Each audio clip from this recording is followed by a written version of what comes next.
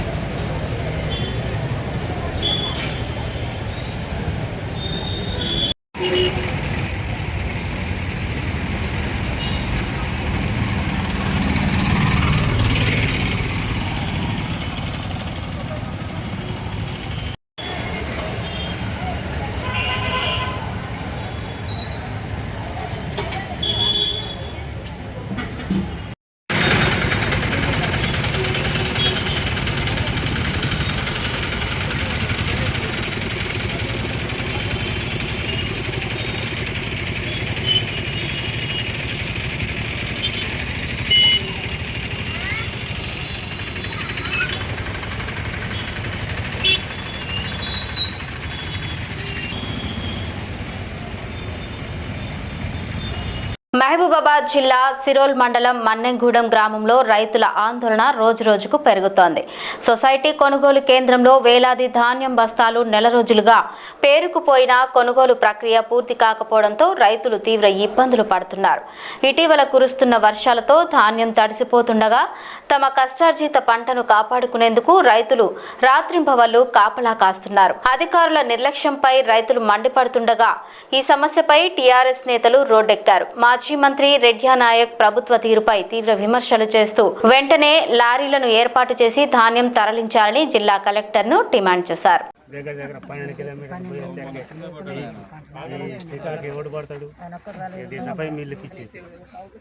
చూడండి ఎంత కమ్మినాం. ఇప్పుడు ఈ రైతు పైసలు అవసరం ఉన్నాయి, పైసలు అవసరం ఉన్నాయి. ఇప్పుడు నెల 5 రోజులైంది.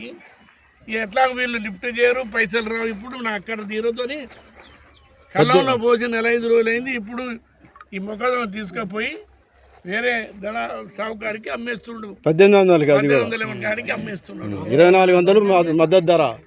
మద్దతు ధర. కానీ ఇందులో విషయం ఏంటంటే నెల 5 రోజుల క్రితం పోసింది కాటై ఆయన అకౌంట్లో డబ్బు రాలేదు కాబట్టి ఆయన అవసరానికి కళ్ళ నుంచి తీసుకుపోయి అమ్మేసుకుంటుండు. 1800కి అమ్ముకుంటుండు. ఇది మీరే ప్రత్యక్షంగా చిలుకోడు అబ్బనా అని రైతు మీరు చూడండి. కుట్టుకుంటాడు బస్తాలు తెచ్చుకొని. ప్రభుత్వ ఉద్దేశం ఏంటంటే ఇట్టే మనం ఎత్తుకుపోతే ఒక్కొక్కటి ఇట్టనే అమ్ముకుంటాం బయట, మాకు కొనుగోలు తప్పుతుంది అనేది ఉద్దేశం. అందుకోసమే తాత్సారం చేస్తుంది. అందుకోసమే నిమ్మకు నీరెత్తినట్టు ఏదో సాయంత ఇవి లిఫ్ట్ చేయకుండా ఆపారు.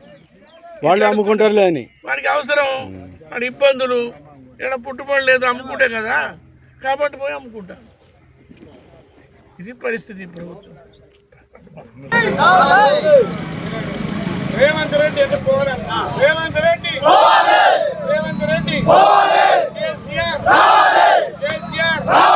రేవంత్ రెడ్డి రేవంత్ రెడ్డి రైతు ద్రోహి రేవంత్ రెడ్డి ద్రోహి రేవంత్ రెడ్డి బంధువు కేసీఆర్ బంధువు కేసీఆర్ కేసీఆర్ తెలంగాణ ద్రోహి రేవంత్ రెడ్డి ద్రోహి రేవంత్ రెడ్డి రైతు బంధు కేసీఆర్ రైతు బంధు కేసీఆర్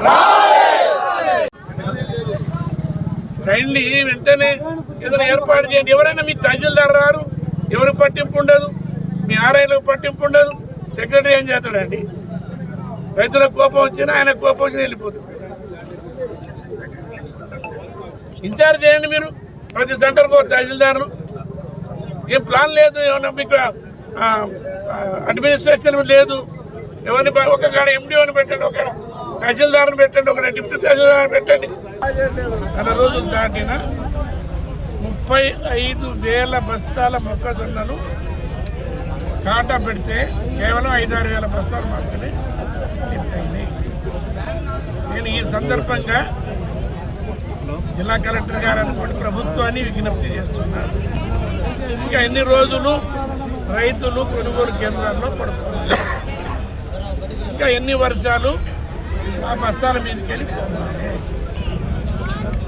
నేను ప్రభుత్వాన్ని ఆలోచించమంటున్నా. మీకు ముందు చూపు లేదు. చిలుకోడు అబ్బన్న అనే రైతు, ఆయనకు 120 బస్తాలు అయితే విధి లేక ఆయన ఇవాళ కొనుగోలు కేంద్రం నుంచి తీసుకుపోయి 1800కే జిల్లాలకు అమ్మవలసిన పరిస్థితి వచ్చి తీసుకుపోతున్నారు. బోనస్ దేవుడు ఎరుగు కనీసం కాటా పెట్టి లిఫ్ట్ చేసి డబ్బులు ఇవ్వండి వారికి. మీరు ఇవ్వరు. రైతులకు అర్థమైపోయింది. ఎవరి ధాన్యం అయితే మన 2 వర్గాలకు ఇప్పుడే చూపెట్టిన విలేకరులందరికీ మొలకలు వచ్చింది. రైతులకే నష్టం. తడిచినాయి అంటారు, మొలకలు వచ్చినాయి అంటారు, కాటా పెట్టమంటారు. ఈ విధంగా రైతులు మీరు నానా ఇబ్బంది పెడుతున్నారు. రైతు ఉసురు ఈ ప్రభుత్వాన్ని తప్పుకొస్తా ఉంటుంది అని మీ ద్వారా నేను ప్రభుత్వానికి తెలియజేస్తున్నా. ఇకనైనా ప్రభుత్వం ఆలస్యం చేయకుండా మొత్తం ఖరీదు చేసి నేను డిమాండ్ చేస్తున్నాను. ఒకవేళ మీరు వారం రోజుల లోపల మొత్తం లిఫ్ట్ చేయకపోతే తర్వాత బీఆర్ఎస్ పార్టీ ప్రత్యక్ష చర్యకు దిగుతుంది. హైదరాబాద్ లో సోషల్ జస్టిస్ చారిటబుల్ ఫౌండేషన్ ఆధ్వర్యంలో చేస్తున్న సేవలను గుర్తిస్తూ ఎన్ఎస్ఎస్ ఫౌండేషన్ వ్యవస్థాపకుడు నాగవెల్లి నరేందర్, టీజీ5 ఉమ్మడి వరంగల్ జిల్లా బ్యూరో చీఫ్ అమరేంద్రచారి బృందాలు సోషల్ జస్టిస్ ఫౌండేషన్ వ్యవస్థాపకుడు జగన్నాథం ప్రవీణ్ మరియు ఫౌండేషన్ ప్రెసిడెంట్ డాక్టర్ గుబ్బల శ్రీదేవిలను సన్మానించారు. ఈ సందర్భంగా జగన్నాథం ప్రవీణ్ మాట్లాడుతూ సమాజ సేవ చేయడం తన అదృష్టంగా భావిస్తున్నారని తెలిపారు. అలాగే ఎన్ఎస్ఎస్ ఫౌండేషన్ ద్వారా నిర్వహిస్తున్న సేవలు టీజీ5 ద్వారా నిరంతరం వార్తలను ప్రజలకు చేరవేస్తున్నందుకు గుర్తింపుగా నాగవెల్లి నరేందర్ను మరియు అమరేంద్రచారిని సోషల్ జస్టిస్ ఫౌండేషన్ వారు అభినందనలు తెలపడం జరిగింది. నమస్తే. ఈరోజు చాలా శుభదినం. నా పేరు జగన్నాథం ప్రవీణ్. నేను ఉద్యోగ సంఘాల నాయకుడిని, సైకాలజిస్ట్, తెలుగు రాష్ట్రాల పొలిటికల్ అనలిస్ట్.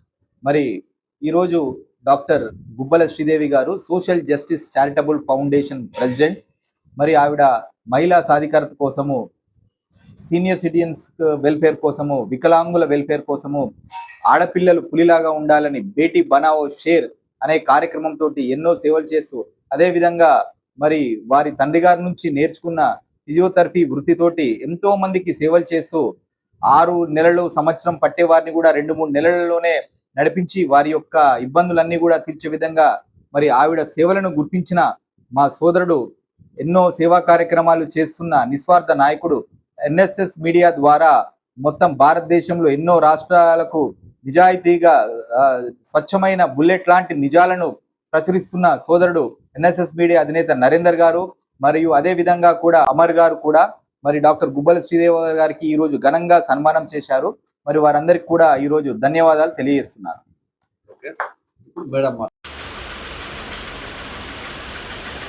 హన్మకొండ జిల్లా కలెక్టర్ చహద్ బాజ్పాయ్ తెలంగాణ పర్యాటక మొబైల్ మ్యూజియాన్ని ప్రారంభించారు.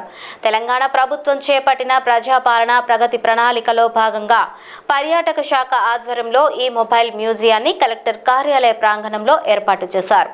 3 రోజుల పాటు ప్రజలకు అందుబాటులో ఉండనున్న ఈ మ్యూజియంలో తెలంగాణలోని ప్రముఖ పర్యాటక ప్రాంతాల ఛాయాచిత్రాలు, ప్రత్యేక ప్రదర్శనలు ఆకట్టుకుంటున్నాయి. పర్యాటక ప్రాంతాల విశేషాలు, సందర్శన వివరాలు, బ్రోచర్లు, సమాచార పుస్తకాలను కూడా అందుబాటులో ఉంచారు. రాష్ట్ర పర్యాటక ప్రాంతాలపై ప్రజల్లో అవగాహన పెంచి పర్యాటక రంగాన్ని ప్రోత్సహించడమే లక్ష్యమని కలెక్టర్ తెలిపారు. ఈ కార్యక్రమంలో జిల్లా అధికారులు, కలెక్టర్ కార్యాలయ సిబ్బంది, సందర్శకులు పాల్గొన్నారు.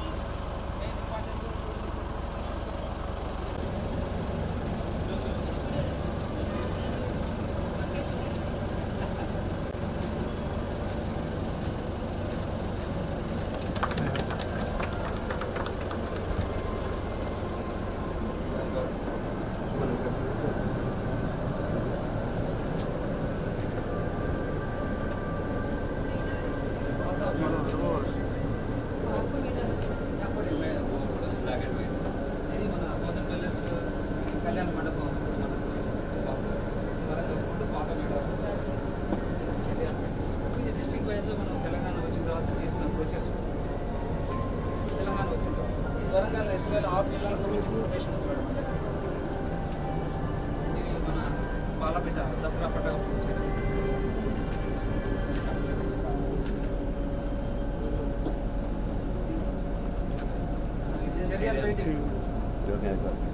హన్మకొండకి డిస్ట్రిక్ట్ కి ఏం లేదు. దరీస్ అండ్ కార్పొరేట్ పెంబులకి చర్యలు అన్ని వారంగల్కి పోయినాయి. మన దగ్గర కూడా ఉన్నాయి. ఏముంది మన దగ్గర? కూడా దరీస్ ఉన్నాయి మేడం. నిన్న మన రైతు దాంట్లో ఉత్సవ దాంట్లో పెట్టారు మేడం హన్మకొండ.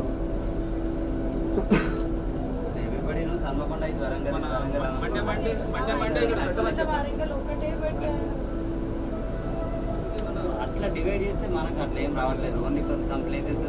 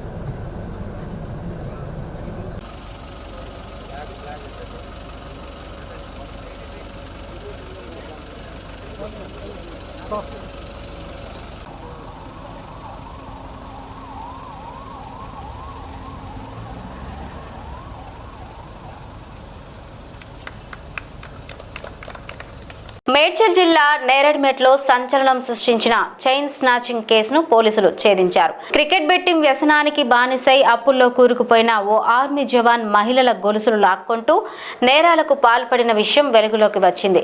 కుర్రపోతుల రెడ్డి శేఖర్ అనే నిందితుడిని నేరేడ్మెట్ పోలీసులు అరెస్టు చేశారు. ఈ నెల 10న సప్తగిరి కాలనీలో ఓ గృహిణి మెడలోని సుమారు 3 తులాల బంగారు గొలుసును లాక్కొని పరారైన నిందితుడు సీసీటీవీ ఫుటేజ్ మరియు సాంకేతిక ఆధారాల సహాయం సాయంతో పోలీసులకు చిక్కాడు. పోలీసుల నుంచి తప్పించుకునేందుకు బైక్ నెంబర్ ప్లేట్ను కూడా నకిలీగా మార్చుకున్నట్లు విచారణలో తేలింది. డీసీపీ శ్రీధర్ ఐపీఎస్ పర్యవేక్షణలో నేరెడ్మెట్ పోలీసులు కేసును విజయవంతంగా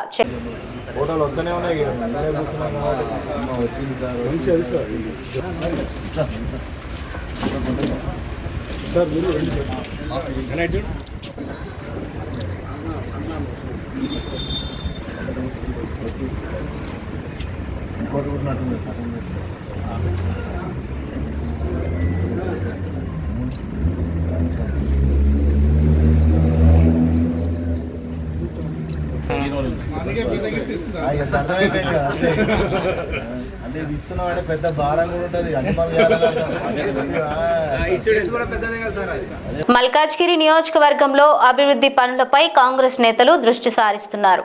మాజీ మంత్రి మైనంపల్లి హనుమంతరావు సూచనల మేరకు మల్కాజ్గిరి కాంగ్రెస్ ఇన్ఛార్జ్ లక్ష్మీకాంత్ రెడ్డి ఈరోజు బండ చెరువును సందర్శించారు. చెరువు పరిసర ప్రాంతంలో త్వరలో ఏర్పాటు చేయనున్న వాకింగ్ ట్రాక్, పార్క్, జిమ్ తదితర అభివృద్ధి పనులను ఆయన పరిశీలించారు. స్థానిక ప్రజలకు మెరుగైన వసతులు కల్పించే దిశగా చర్యలు తీసుకుంటామని నాయకులు తెలిపారు. ఈ కార్యక్రమంలో మాజీ కార్పొరేటర్ ప్రేమ్ కుమార్ తో పాటు స్థానిక కాంగ్రెస్ నాయకులు, కార్యకర్తలు పాల్గొన్నారు. ఈరోజు మరి గౌరవనీయులు మన పెద్దలు, మన నాయకుడు, బలహీన వర్గాల ఆశాజ్యోతి, మన రథసారథి మైనంపల్లి హనుమంతన్న ఆదేశాల మేరకు మరి మల్కాజ్గిరి నియోజకవర్గంలో ఉన్న అన్ని చెరువులకు మరి అన్ని కాంగ్రెస్ అన్ని డివిజన్ నాయకులందరూ కూడా చెరువులు పరిరక్షణ గురించి మరి చెరువులని అందరం కూడా ఈరోజు ఇక్కడికి రావడం జరిగింది. మరి మల్కాజ్గిరి ప్రాంతంలో మరి అనేక 3 ప్రధానమైన చెరువులు ఉన్నాయి. ఆర్కేపురం చెరువు, మరి సఫిగూడ చెరువు, మరి బండ చెరువు లాంటి చెరువులు, ఇవి అన్ని గొలుసుకట్టు చెరువులు ఉన్నాయి. మరి ఈ చెరువులని కూడా కొన్ని 100 ఎకరాల చెరువులు ఉన్నాయి. కాలంతో పాటు ఖాళీలు విస్తరణై మరి దాని డ్రైనేజ్ అంతా కూడా చెరువులలో కలవడం జరిగింది. మరి ఈ డ్రైనేజ్, ఈ సెవరేజ్ అంతా కూడా కలిసి కాలుష్యం అయిపోయి మరి దోమల బాధ వచ్చి, గుర్రం రెక్క వచ్చి మరి ఖాళీలన్నీ కూడా మరి ఎన్నో మరి చుట్టుముట్టున్న ఖాళీలు ఎన్నో సమస్యలతో మనం అందరం కూడా బాధపడతా ఉన్నాం. ఇవన్నీ కూడా తెలుసు. కానీ తెలంగాణ రాష్ట్రం వచ్చిన తర్వాత దశాబ్ద కాలం మరి ఆనాడు ముఖ్యమంత్రి కేసీఆర్ గారు, టీఆర్ఎస్ పార్టీ వాళ్ళు ఈ హైదరాబాద్ లో ఉన్న చెరువులన్నీ పట్టించుకోకుండా మరి హైదరాబాద్ ని సిటీ ఆఫ్ లేక్స్ అని పేరు పొందిండే. మరి ఏ రోజు కూడా మరి హైదరాబాద్ లో ఉన్న మరి హెచ్ఎండి ప్రకారంగా మరి మన హైదరాబాద్ ప్రాంతంలో 923 చెరువులని ఏనాడు కేసీఆర్ గారు, ఆనాడు టీఆర్ఎస్ ప్రభుత్వం పట్టించుకోలేదు. మరి ముఖ్యమంత్రి గారు ఈ రాజు మరి ఇంద్రమ్మ రాజ్యం వచ్చిన తర్వాత మరి రేవంత్ రెడ్డి గారు కాంగ్రెస్ ప్రభుత్వం వచ్చిన తర్వాత మరి హైడ్రా పేరు తీసుకొని హైడ్రా అనే సంస్థ పెట్టి మరి చెరువులని అభివృద్ధి చేయడం జరుగుతుంది. మరి అదే విధంగా మన గౌరవనీయులు మన మైనంపల్లి హనుమంతన్న మరి హైడ్రా పేరుతో మరి మన హైడ్రా అధికారులతో మాట్లాడి, ముఖ్యమంత్రి గారితో మాట్లాడి మనం ముఖ్యంగా బండ చెరువు, సఫిగూడ చెరువు లాంటి మరి అతి తొందరలోనే దీనికి సపరేట్ నిధులు తీసుకొచ్చి ఇదంతా బ్యూటిఫికేషన్ చేసి ఇదంతా కార్యక్రమం అతి తొందరలోనే దీన్ని స్పెషల్ ఫండ్ గా తీసుకొస్తా అని చెప్పేసి హనుమంతన్న మాట ఇచ్చాడు. మీ అందరికీ తెలుసు నియోజకవర్గంలో ఇంతకుముందు ప్రధాన సమస్యలు ఎన్నో ఉండే. ఆ ఘనత మరి మైనంపల్లి హనుమంతన్ననే ఉండే. ఆర్ఈబీ బ్రిడ్జ్లైనా సరే, మూలాలి కమ్మాలైనా సరే, డివిజన్ కూడా లెఫ్ట్ నాకే వస్తుంది, దాని దగ్గరుండి చేసినాం. ఆర్ఈబీ కూడా నాకే వస్తుంది, దాన్ని కూడా దగ్గరుండి అందరి ఆధ్వర్యంలో చేయడం జరిగింది. ఇప్పుడు ఈ బండ చెరువు అనేదానికి అందరి కాలనీవాసులు లేరు, మన పార్టీ ఉన్నారు. అందరి కాలనీవాసులకు తెలియాలంటే ముఖ్యంగా దీన్ని బండ అరేంజ్ చేసుకుంటూ, గేట్ వాల్స్ పెట్టుకుంటూ, సుందరీకరణ చేసుకుంటూ, ఆ గేట్ వాల్స్ ఎట్లా అంటే ఇక్కడ ఉన్న కాలనీలన్నీ మునగకుండా పెద్ద వర్షం వచ్చినప్పుడు దాన్ని క్లోజ్ చేయడము, దాన్ని ఒక రేంజ్లో ఇప్పడం, వాటరు అన్ని కాలనీలు మునగకుండా అని ఆదేశాలు ఇచ్చి 6 నెలల కిందనే సీఎం గారికి లెటర్ పెట్టారు. లెక్క చేయండి మంచిగా దాదాపు అదే అందులో ఇలా కాదన్న మన అధ్యక్షులు అందరు కలిసి ఈ కార్యక్రమం ముందేయడం, మనం అందరి ముందుకు తీసుకుపోవడం బాగుంటుందని తెలియజేసుకుంటూ ఈ అవకాశం ఇచ్చినందుకు నమస్కారం. విచ్చేసినటువంటి కాంగ్రెస్ కుటుంబ సభ్యులందరికీ, కాలనీ వాసులందరికీ, చుట్టుముట్టుంటున్నటువంటి అందరికీ కూడా హృదయపూర్వక నమస్కారం. మైనంపల్లి హనుమంతరావు గారి యొక్క ఆలోచన, మైనంపల్లి హనుమంతరావు గారి యొక్క ఆదేశాల మేరకు నిన్న చిన్నరాయన చెరువు అల్వాల్ అక్కడికి మనం విచ్చేయడం జరిగింది. నిజంగా చెప్తున్నానా, నిన్నటి నుంచి హనుమంతన్న 3 సార్లు ఫోన్ చేసిండ్రు. ఎందుకంటే ఎంతో మంది కాలనీ వాసులంట ఆయనకు మెసేజ్లు పెట్టడం, మంచి ఇనిషియేట్ తీసుకున్నారు హనుమంతరావు గారు.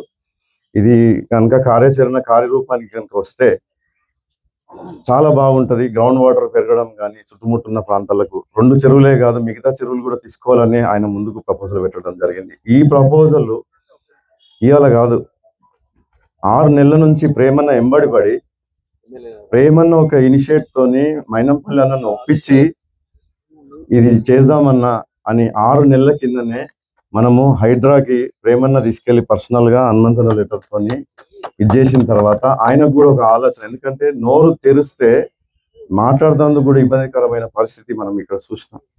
ఒకరోజు క్యాంప్ ఆఫీస్ కాడ కూర్చుంటే జనవరి నెలలో ఇట్లా గుయ్యని సౌండ్ వస్తుంటే ఆయన్నే అన్నారు, ఏంది ఇది ఇంతగానం.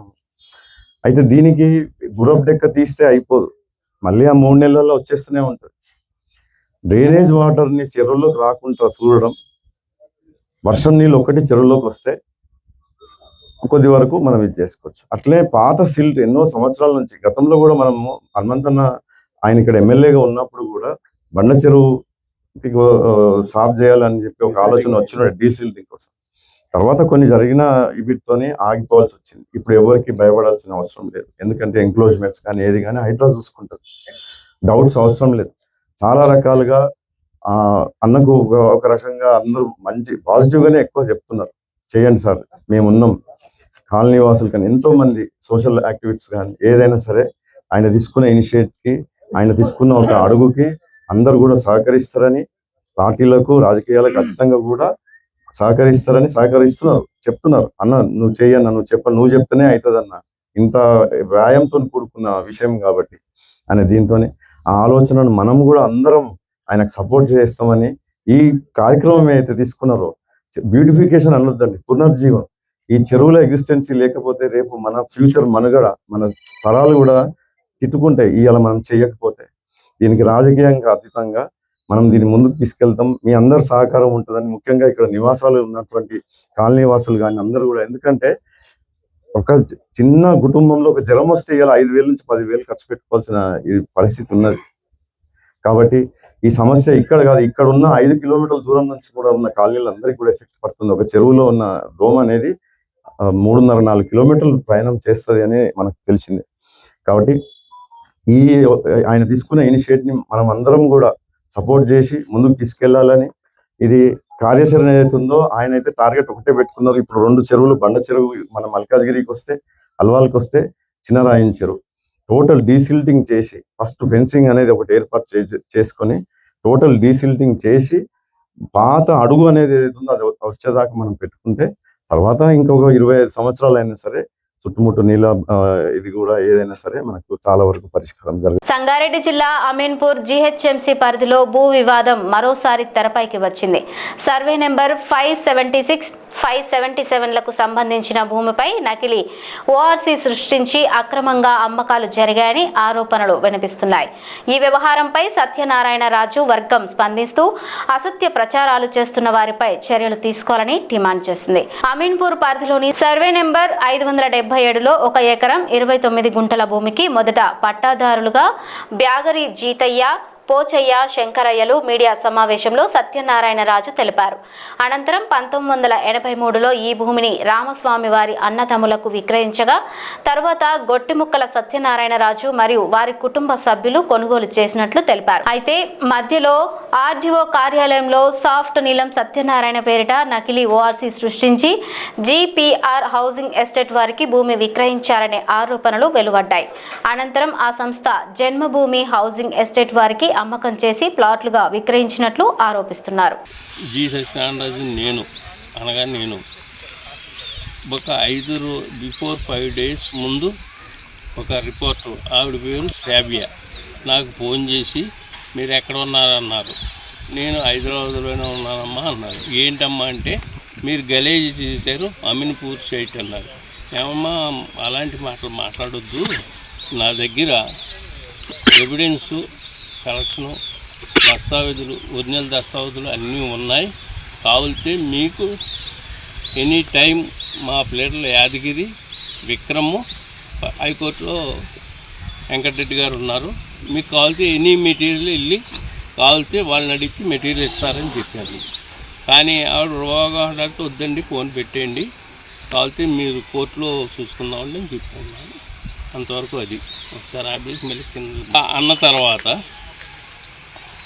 3 days బిఫోర్ నా సైట్లోకి 576, 77 RS నెంబర్లోకి వచ్చి ఆవిడ కొంతమంది మరి ఎవరో తెలీదు వాళ్ళని తీసుకుని వచ్చి ఈ సైట్ కబ్జా చేశారని మీడియాలో రుబాబు చేయటం మొదలెట్టింది. ఆవిడ కారణం ఏంటంటే మీరు ఈ సైట్ కబ్జా చేశారని మీడియాలో అనౌన్స్మెంట్ చేయటం జరిగింది. కానీ నా దగ్గర హైకోర్టు స్టే ఉంది. హైకోర్టుకి వెళ్ళారు వాళ్ళు. ఈ మన జాయింట్ కలెక్టర్ 2-3 దగ్గరికి వెళ్ళారు, ఆర్డీఓ దగ్గరికి వాళ్ళందరూ పర్మిషన్స్ అన్నీ ఇచ్చారు. మీకు మనకు కావాలంటే ఒరిజినల్ డాక్యుమెంట్ ఇది. నాది 83లో కొనుక్కున్నట్టు ఒరిజినల్ డాక్యుమెంట్. అలాగే పంచాయతీ గోడ కట్టడానికి పంచాయతీ పర్మిషన్ ఇదిగోండి, నేను విత్ ట్యాక్సెస్ పే చేసాను. అలాగే జాయింట్ కలెక్టర్ గారు ఆర్డర్స్ ఇచ్చింది ఇదిగోండి పర్మిషన్. అలాగే ఆర్డీఓ గారు పర్మిషన్ ఇచ్చింది ఇదిగోండి సార్. అండ్ ఆల్ ఎవిడెన్స్ నా దగ్గర ఉన్నాయి. హైకోర్టులో కూడా నా స్టే ఇచ్చింది. వాళ్ళు హైకోర్టుకి వెళ్ళింది వాళ్ళు, నేను కాదండి వెళ్ళింది. వెళ్తే వాళ్ళని పక్కకు పంపి మాకు ఆర్డర్ ఇచ్చింది, నేను వెళ్ళలేదు హైకోర్టు. అలాగే ఈ గోడ కట్టినప్పుడు నాకు పాండురంగారెడ్డి గారు ఎవరనేది నాకు తెలియదు. వాళ్ళు తీసుకొచ్చి ఏమన్నా రాజుగారు ఇది పరిస్థితి అంటే, కాదండి నేను 83లో కొనుక్కున్నాను, మీరు రావద్దు ఇటు జోలికి అని చెప్పాను. అంటే ఆయన ఆ జనాన్ని వేసుకుని వెళ్ళిపోయారు.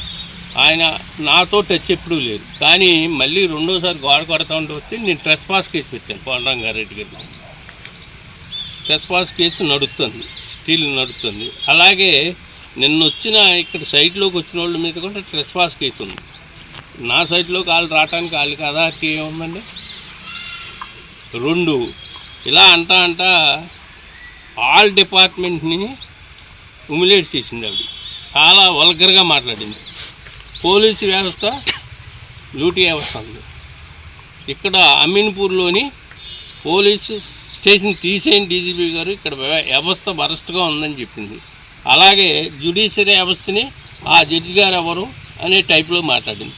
ప్లస్ నేను మేడము నాకు యాదగిరి గారుని, విక్రమ్ గారుని, అక్కడ వెంకటరెడ్డి గారు హైకోర్టులో వాదింటున్నారా దానికి ఆవిడ ఏమని తెలుసండి, ఈ రౌడీలని వేసుకుని వచ్చి రాజుగారు రుబాబు చేస్తున్నాడు ఈ సైట్లో అని చెప్పి అందే. కాబట్టి రుజువు చేయండి ఎప్పుడైనా రుబాబు చేసినట్టు. 2 ఇది కాకుండా ఎమ్మెల్యే గారిని వీళ్ళందరినీ పట్టుకుని చేస్తున్నారనే ఉద్దేశంలో మాట్లాడింది. ఎమ్మెల్యే గారిని నేను ఎప్పుడైనా కలిసినట్టు కానీ ఆయన నన్ను చూసినట్టు కానీ ఏదైనా రుజువు చేస్తే మీ సమక్షంలో నేను ఏం చేయమంటే అది చేస్తాను. ఆయన ఎవరో నాకు తెలీదు, నేనెవరో ఆయనకి తెలీదు. పాపం ఆయన్ని కూడా వల్గర్గా అబ్యూజింగ్ లాంగ్వేజ్ మాట్లాడింది ఆవిడ. అది పద్ధతి కాదు కదండి.